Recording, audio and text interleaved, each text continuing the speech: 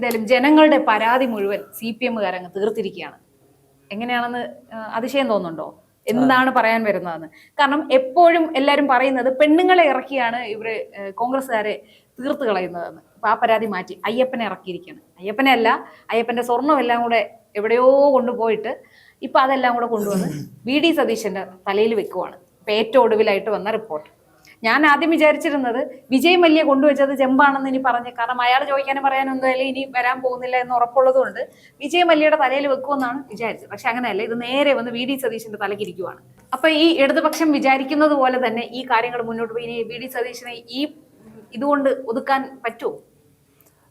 ദേവസ്വം മന്ത്രി VN വാസവനാണ് അത്തരമൊരു അസംബന്ധകരമായ പ്രസ്താവന നടത്തിയത്. അദ്ദേഹം പറഞ്ഞിരിക്കുന്നത്, ഈ ഉണ്ണികൃഷ്ണൻ പോറ്റി അദ്ദേഹമാണല്ലോ ഇപ്പോൾ ഈ ശബരിമലയിലെ ഈ പറയുന്ന സ്വർണ്ണപ്പാളി വിവാദവുമായി ബന്ധപ്പെട്ടുള്ള കേന്ദ്ര നായകനായിട്ട് നിൽക്കുന്നത്, വിവാദങ്ങളിലെ കേന്ദ്ര ബിന്ദു ഈ പറയുന്ന ഉണ്ണികൃഷ്ണൻ പോറ്റിയാണ്. അദ്ദേഹമാണ് സ്പോൺസർ അവിടുത്തെ.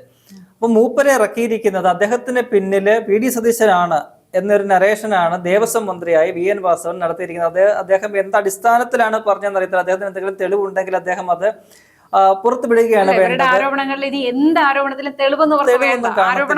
വെറുതെ ഇല്ലേ വാ പോയ കോടാലി എന്നൊക്കെ നമ്മൾ പറയുന്ന പോലെ നമ്മൾ പറയുമില്ല, എന്താ ചില പഴഞ്ചൊല്ലുണ്ടല്ലോ, ഏത് മന്ത്രവാദി വന്നാലും കോഴിക്ക് കടക്കപ്പുറത്തി ഇല്ലാന്നൊരു പഴഞ്ചൊല്ലുണ്ട്, പഴയ ഒരു ചൊല്ലാണ്. അതല്ല മിഥുൻ, എന്താ പറയാമോ, ഇങ്ങനെ കുറെ പറയുമ്പോ ഇത് മാത്രമാണ് ഹൈലൈറ്റ് ചെയ്യപ്പെടുന്നത്.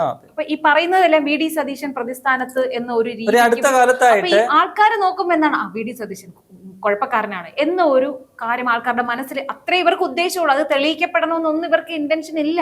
അപ്പൊ ഇങ്ങനെ പറയുമ്പോൾ ആൾക്കാരുടെ മനസ്സിൽ VD സതീശൻ കൊള്ളരുതാത്തവൻ, അപ്പൊ നമ്മൾ അവർക്ക് വോട്ട് കൊടുക്കരുത്, ഇതിനെല്ലാം പിന്നിൽ വോട്ട് ബാങ്ക് മാത്രമാണ് ലക്ഷ്യം. അല്ലെ, അതാണ് VD സതീശനെ ടാർഗറ്റ് ചെയ്യുക എന്നതിന്റെ പ്രധാനപ്പെട്ട ഒരു കാരണം എന്ന് പറയുന്നത് അദ്ദേഹമാണ് UDF-നെ നയിക്കുന്നത്, അദ്ദേഹമാണ് പ്രതിപക്ഷ നേതാവ്. സഭയ്ക്ക് അകത്തും പുറത്തും CPM-ന്റെ കണ്ണിലെ ഒരു കാർഡാണ്. നമുക്കറിയാമല്ലോ, വളരെ ശക്തമായിട്ട് CPM-നെയും സംഘപരിവാറിനെയും അടിക്കുന്ന വിമർശിക്കുന്ന ഒരു നേതാവാണ്, കോൺഗ്രസിന്റെ നേതാവാണ് VD സതീശൻ. അദ്ദേഹത്തിന്റെ പ്രസംഗങ്ങൾ സഭയിലൊക്കെ കേട്ട് കഴിഞ്ഞാൽ നമ്മൾ കേട്ടിരുന്നു പോകും. ആ രീതിയിലുള്ള ശക്തമായ നല്ല രീതിയിൽ കൊടുത്തുവിട്ടല്ലോ. അപ്പോൾ അദ്ദേഹത്തെ ടാർഗറ്റ് ചെയ്ത് അദ്ദേഹത്തെ ഇല്ലാതാക്കിയാൽ, അദ്ദേഹത്തിൽ അവമതിപ്പ് സൃഷ്ടിച്ചു കഴിഞ്ഞാൽ UDF-നെ തകർക്കാം എന്നൊരു ലക്ഷ്യമാണ് അവരുടേത്. അതിന്റെ അടിസ്ഥാനത്തിലാണ് ഇപ്പം കഴിഞ്ഞ കുറെ നാളായിട്ട് എന്തെങ്കിലും ഒരു പ്രശ്നം വന്നു കഴിഞ്ഞാൽ, സർക്കാർ പ്രതിക്കൂട്ടിലായി കഴിഞ്ഞാൽ, ആരെങ്കിലും ഒരു ആരോപണം വെച്ചാൽ അതിന്റെ പിന്നിൽ VD സതീശനാണ് എന്നൊരു നരേഷനാണ് അവരുണ്ടാക്കുന്നത്.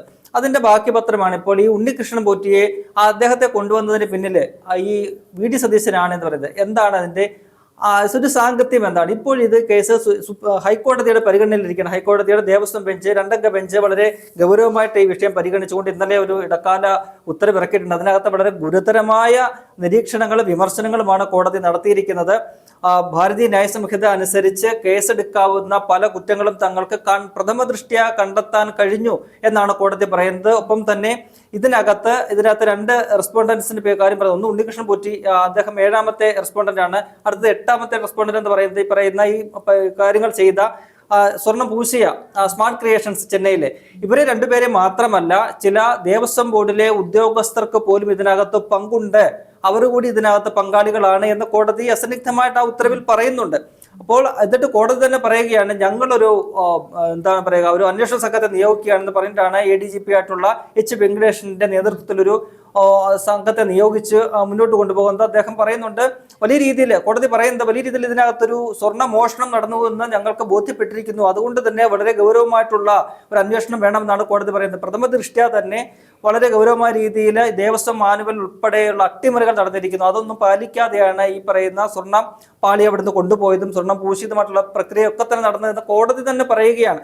അപ്പോൾ അങ്ങനെ ഇരിക്കുന്ന ഒരു പശ്ചാത്തലത്തിലാണ് ഈ പറയുന്ന ഉണ്ണികൃഷ്ണൻ പോറ്റിയെ VD സതീശനെ ഇറക്കിയതാണ്. ഇനിയിപ്പോൾ ഇറക്കിയതാണെന്നുള്ള വാദം അംഗീകരിച്ചാൽ തന്നെ എന്താണ് ഇവർ പറയാൻ ഉദ്ദേശിക്കുന്നത്? ഉണ്ണികൃഷ്ണൻ പോറ്റി പറഞ്ഞിരിക്കുന്ന കാര്യങ്ങളൊക്കെ തന്നെ കള്ളമാണെന്നാണ് അവർ പറയുന്നത്.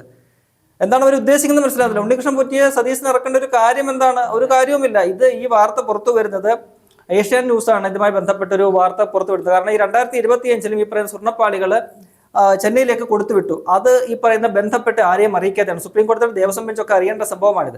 ആ ദേവസ്വം കമ്മീഷണർ അറിയണം. ആ കമ്മീഷണർ ഒന്നും അറിയാതെ ഇവരെടുത്ത് കൊടുത്തുവിട്ടു. ആ വാർത്ത പുറത്തു വന്നു. അതിന് പിന്നാലെയാണ് ഇതുമായി ബന്ധപ്പെട്ട് 2019 ഒക്കെയുള്ള കാര്യങ്ങള് ഓരോന്നായിട്ട് ഓരോരോ അഴിമതികൾ ഓരോ ദിവസം പുറത്തു വരികയും സർക്കാർ പ്രതിക്കൂട്ടിലാവുകയും ചെയ്ത് ഇപ്പോൾ വലിയ രീതിയിൽ ഒരു പ്രതിരോധത്തിലായി നിൽക്കുന്ന ഒരു സാഹചര്യമാണ്. അപ്പോഴാണ് പറയുന്നത് ഈ എന്താ പറയുക ഉണ്ണികൃഷ്ണൻ പോറ്റിക്ക് പിന്നിലെ VD സതീശനാണെന്നൊക്കെ പറഞ്ഞ് ജനങ്ങളുടെ സ്വയം നമ്മൾ കഴിഞ്ഞ കുറെ ദിവസങ്ങളായിട്ട് പറയുന്നതാണ്, സ്വയം പരിഹാസരായി മാറുന്ന ഒരു കാഴ്ചയാണ് ഇപ്പോൾ ദേവസ്വം മന്ത്രിയൊക്കെ തന്നെ നടത്തിക്കൊണ്ടിരിക്കുന്നത്. എന്താണ് അവർ ചെയ്യുന്നതെന്ന് അവർക്ക് മനസ്സിലാകുന്നില്ല.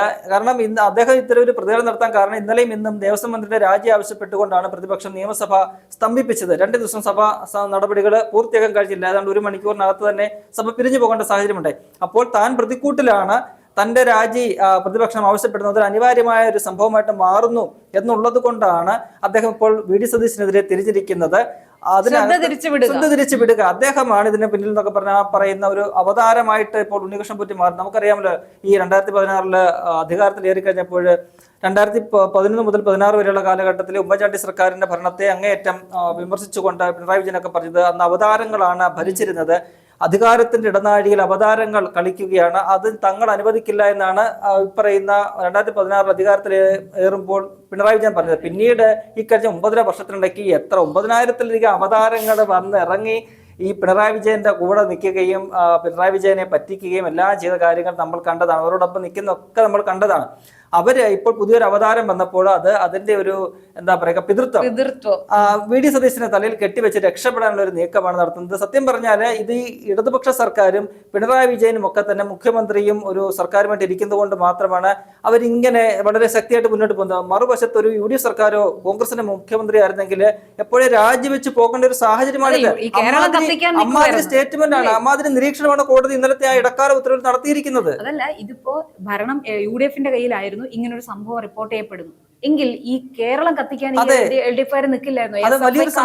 SFIക്കാരും DYFIക്കാരും എല്ലാം പിന്നെ എല്ലാവരും ശരണം പിടിച്ച് റോഡിലിറങ്ങുമായിരുന്നു ഇല്ലേ? അതെ, ഇവര് വിശ്വാസികൾക്ക് ഒപ്പമാണെന്ന് പറയാം, അല്ലെങ്കിൽ ഇവർക്ക് പ്രത്യക്ഷത്തിൽ വിശ്വാസമായിട്ട് യാതൊരു ബന്ധമില്ലാത്ത പാർട്ടികളല്ല. എങ്കിൽ പോലും അവർ പ്രതിപക്ഷത്തായിരുന്നെങ്കിൽ ഇപ്പോഴും വിശ്വാസികളെ മൊത്തം കൂട്ടിച്ചേർത്തുകൊണ്ട് അവരുടെ വിശ്വാസം ആളി കത്തിച്ചുകൊണ്ട് അവർ വലിയ രീതിയിൽ പ്രതിഷേധമായിട്ട് മതിൽ കെട്ടുകയും മറ്റു സംഭവങ്ങളെല്ലാം നടത്തി സർക്കാരിനെ പുറത്താക്കിയേനെ, സർക്കാരിനെ രാജിവെപ്പിച്ച് പുറത്തുവിടുന്ന ഒരു നടപടിയിലേക്ക് അവർ പോയേനെ. പക്ഷെ ഇപ്പോൾ പിണറായി വിജയനും ഒക്കെ ഇരിക്കുന്നുണ്ട്, അവർക്കെതിരെ ഇപ്പൊ സുപ്രീം കോടതി പോലും എന്തെങ്കിലുമൊക്കെ നിരീക്ഷണം നടത്തിയാലും അവർക്കത് ബാധകമല്ല. കാരണം അവരെ സംബന്ധിച്ച് കോടതി വിധികളൊന്നും അവർക്ക് ബാധകമല്ല. അവർ അംഗീകരിക്കുന്ന ഒരു സാഹചര്യം കണ്ടിട്ടില്ലല്ലോ. കോടതി പോലും കുറ്റക്കാരാണെന്ന് കണ്ടത് CPM നേതാക്കളുടെ അവർ എന്താ പറയുന്നത്, അതൊക്കെ കോടതിയല്ലേ പറയുന്നത് എന്നാണ് അവരുടെ ഭാഷ്യം. കോടതി ഉൾപ്പെടെ CPM-നെ തകർക്കാൻ, മുഖ്യമന്ത്രിയെ തകർക്കാൻ വേണ്ടി ഗൂഢാലോചനയുടെ ഭാഗമായിട്ടെന്ന് അവർക്ക് വാദിച്ചോളും. അത്രേ ഉള്ളൂ. അതാണ് അവർ ചെയ്യുന്നത്. കള്ളത്തെളിവുകളാണ്, ഞങ്ങൾ നിരപരാധികളാണ്, ഞങ്ങളുടെ പാർട്ടി അന്വേഷിച്ച് കണ്ടെത്തിയിരിക്കുന്നത്. ഇതാണ് നമ്മൾ ഈ TP വധക്കേസിൽ ഉൾപ്പെടെ നമ്മൾ ഒരുപാട് കേസുകൾ നമ്മൾ കണ്ടിട്ടുണ്ട്. കോടതി കുറ്റക്കാരാണെന്ന് കണ്ടെത്തുന്നവരെ ഒന്നും തന്നെ അവരത് അംഗീകരിക്കത്തില്ല, കോടതി വിധികൾ അംഗീകരിക്കത്തില്ല. തങ്ങൾക്ക് അനുകൂലമായിട്ടുള്ള വിധികളാണെങ്കിൽ അത് അവരെടുത്ത് മടക്കിയെടുത്ത് കയ്യിൽ വെക്കുകയും ചെയ്യും. അത്രയൊരു നടപടിയാണുള്ളത്. എന്തായാലും ഈ വിഷയത്തില് ഈ പറയുന്ന പോലെ ഈ ദേവസ്വം മന്ത്രിയുടെ മാത്രമല്ല, സാക്ഷാൽ മുഖ്യമന്ത്രി പിണറായി വിജയൻ പോലും പ്രതികൂടി നിൽക്കുന്ന അത്തരത്തിലുള്ള നിരീക്ഷണങ്ങളാണ് കോടതിയുടെ ഭാഗത്ത് ഉണ്ടായിരിക്കുന്നത്. അദ്ദേഹം അതിന് ഉത്തരവാദിയാണ്. കാരണം വലിയൊരു കളവാണ് അവിടെ. കോടതി തന്നെ പറയുന്നുണ്ട്, വലിയൊരു കളവ് ഇവിടെ നടന്നിരിക്കുന്നു. 1.5 കിലോ സ്വർണ്ണമാണ് ഈ പറയുന്ന 2 ദ്വാരപാലക ശില്പങ്ങളിലുമായിട്ട് പൊതിഞ്ഞിരിക്കുന്നത്. അത് കാണാനില്ല എന്ന് പറയുമ്പോൾ, അതിനകത്ത് തൂക്കത്തിനകത്ത് കുറവ് വന്നിരിക്കുന്നത് പറയുമ്പോൾ ഇവര് എന്ത് ഉത്തരവാദിത്തോടു കൂടിയാണ്? വലിയൊരു സംവിധാനമാണ് ഈ ശബരിമലയിലെ കാര്യങ്ങൾ നോക്കാനായിട്ടുള്ളത്. ദേവസ്വം ബോർഡുണ്ട്, ദേവസ്വം വിജിലൻസ് ഉണ്ട്, ദേവസ്വം സ്പെഷ്യൽ കമ്മീഷണർ ഉണ്ട്, ശബരിമല സ്പെഷ്യൽ കമ്മീഷണർ ഉണ്ട്, മറ്റ് ഓഡിറ്റിങ്ങിന് ആൾക്കാരുണ്ട്. ഇതെല്ലാം എന്താ പറയുക നോക്കാനായിട്ട് ഇവിടെ ദേവസ്വം ബോർഡിന്റെ 2 ഹൈക്കോടതിയിലെ 2 ബെഞ്ചുണ്ട്. ഇവരെയൊക്കെ ഇങ്ങനെ കാഴ്ചക്കാരാക്കി നിർത്തിക്കൊണ്ടാണ് അങ്ങേയറ്റത്തെ ഒരു അട്ടിമറി, ഒരു കൊള്ള ശബരിമലയിൽ ഇവർ നടത്തിയിരിക്കുന്നത്. എന്നിട്ട് ഇവർക്ക് ഇങ്ങനെ ഞെളിഞ്ഞിരിക്കാനും ധൈര്യത്തോടെ ഭരിക്കാനും പറ്റുന്നത് എങ്ങനെയാണെന്ന് നമുക്ക് മലയാളികൾക്ക് ചിന്തിച്ചിട്ട് ഉത്തരം കിട്ടാത്ത ഒരു സംഭവമാണ്. പക്ഷെ പ്രതിപക്ഷ നേതാവായിരുന്നു കൊണ്ട് ഇത് ഇത്രയും ചെയ്യാൻ അദ്ദേഹത്തിന് കഴിഞ്ഞിട്ടുണ്ടെങ്കിൽ VD സതീശൻ പൊളിയെന്ന് അല്ലേ? തീർച്ചയായിട്ടും VD സതീശൻ ഭീകരനാണെന്ന് കൊടും ഭീകരനാണ് VD സതീശൻ.